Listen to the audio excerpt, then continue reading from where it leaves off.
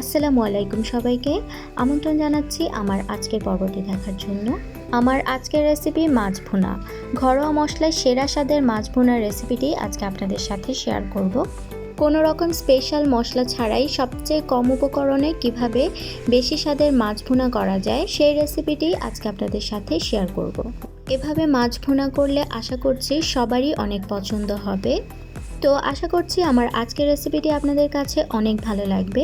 ভালো লাগলে অবশ্যই চ্যানেলটিকে সাবস্ক্রাইব করে এবং আমার ফেসবুক পেজটিকে ফলো দিয়ে আমার সাথেই থাকবেন।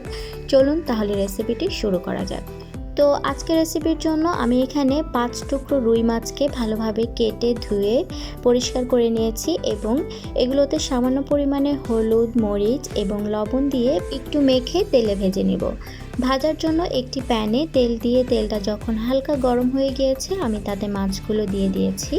এভাবে মাছটাকে ভেজে রান্না করলে সেই মাছটা কিন্তু খেতে ভীষণ মজার হয়। তো মাছের একটা পাশ যখন ভাজা হয়ে যাবে তারপর এগুলোকে উল্টে দিতে হবে। এই মাছটাকে কিন্তু খুব বেশি কড়া করে ভাজতে হবে না, দুইটা পাশকে এরকম হালকা করে ভেজে নিতে হবে। তো মাছগুলো ভাজা হয়ে গিয়েছে, এবার আমি এগুলোকে তেল থেকে উঠিয়ে নিব। এদিকে আমি অন্য আরেকটি পাত্রে দিয়ে দিয়েছি পরিমাণ মতো সয়াবিন তেল। তেলের দামটা যেহেতু একটু বেশি তাই আমি এখানে খুবই অল্প তেল ব্যবহার করছি। আপনারা চাইলে মাছটা কিন্তু সরিষার তেল দিয়েও রান্না করতে পারেন। তো তেলটা যখন হালকা গরম হয়ে যাবে এতে দিয়ে দিয়েছি একটা পেঁয়াজ কুচি। পেঁয়াজটা যখন এরকম হালকা নরম হয়ে আসবে এই পর্যায়ে এতে ব্যবহার করছি 1 চামচ পরিমাণ রসুন বাটা এবং হাফ চামচ পরিমাণ আদা বাটা। মশলাগুলোকে হালকা একটু ভেজে নিব যতক্ষণ পর্যন্ত না এর কাঁচা গন্ধটা মিলিয়ে যায়। তারপর এতে ব্যবহার করছি সামান্য পরিমাণে পানি। যেহেতু আমি এখানে এখন গুঁড়ো মশলা অ্যাড করব, গুঁড়ো মশলা অ্যাড করার পূর্বে এভাবে একটু পানি অ্যাড করে নিলে মশলাগুলো আর পুড়ে যাবে না। আর মশলাগুলো যদি পুড়ে না যায় তাহলে কিন্তু তরকারির কালারটাও কিন্তু অনেক ভালো আসে। তো এবার এতে ব্যবহার করছি 1 চামচ করে হলুদ, মরিচ এবং জিরা গুঁড়ো। এখানে ঝালের পরিমাণটা আপনাদের টেস্ট অনুযায়ী বাড়িয়ে কমিয়ে নিতে পারেন। এবার দিয়ে দিচ্ছি স্বাদ মতো লবণ। তো সব কিছুকে একসাথে ভালোভাবে মিশিয়ে মশলাটাকে একটু কষিয়ে নিতে হবে।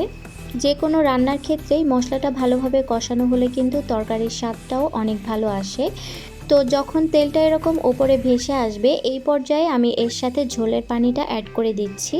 আমি এখানে হাফ কাপের চেয়ে একটু বেশি পরিমাণে গরম পানি অ্যাড করেছি। আপনারা আপনাদের প্রয়োজন অনুসারে এখানে ঝোলের পানিটা অ্যাড করতে পারেন। এবার এগুলোকে মিডিয়াম আঁচে রেখে একটু ফুটে আসা পর্যন্ত অপেক্ষা করব। যখন ঝোলগুলো এরকম ফুটতে শুরু করবে এই পর্যায়ে এতে ভাজা মাছগুলো দিয়ে দিচ্ছি। একটু নেড়ে মিশিয়ে নিব এবং এই পর্যায়ে অ্যাড করে দিচ্ছি কিছু কাঁচামরিচ। হাতের কাছে যদি টমেটো থাকে তাহলে এখানে কিছু টমেটো অ্যাড করে নিতে পারেন। এবার এগুলোকে ঢাকনা দিয়ে ঢেকে রান্না করব প্রায় 10 মিনিট পর্যন্ত, অথবা যতক্ষণ পর্যন্ত না ঝোলের পানিটা শুকিয়ে আসে। আপনারা যতটুকু ঝোল খেতে পছন্দ করেন এখানে ঠিক ততটুকু পরিমাণ ঝোল রাখতে পারেন। আমি এভাবে কম ঝোলে মাছটাকে রান্না করেছি। এভাবে রান্না করলে ঝোলটা অনেক গ্রেভি হয় এবং খেতেও কিন্তু ভীষণ ভালো লাগে। তো এই পর্যায়ে আপনারা চাইলে কিছু ধনিয়া পাতা কুচিয়ে দিয়ে দিতে পারেন। তো তেলটা যখন এরকম ওপরে ভেসে আসবে এই পর্যায়ে চুলার জালটাকে বন্ধ করে দিতে হবে।